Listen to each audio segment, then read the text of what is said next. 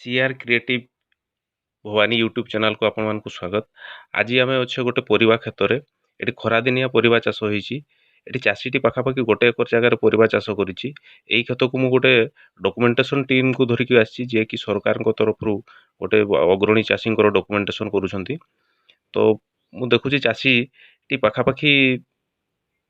एक एकर जगार सी 2-3 प्रकार चाष कर तो सी एवं जेहेतु ऑफ सीजन चाष तेणुक सी भल 2 पैसा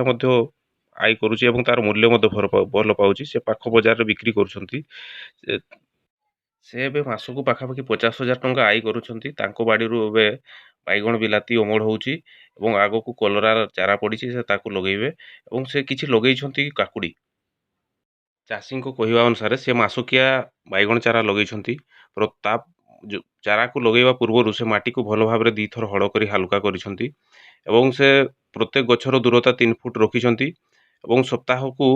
चारा लगेकी से सप्ताह को 3 थर पानी दउछंती जेहेतु खरा दिन रही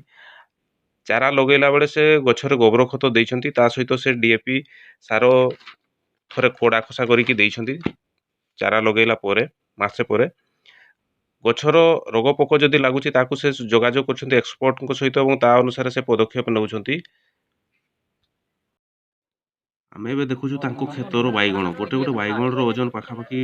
मत लगुच 700 ग्राम पाखापाखि हे और तार फल को देखी चाषी बहुत खुशी और मार्केट में यार डिमांड बहुत रोचे जेहेतु बड़ बड़ साइज बैगण हो।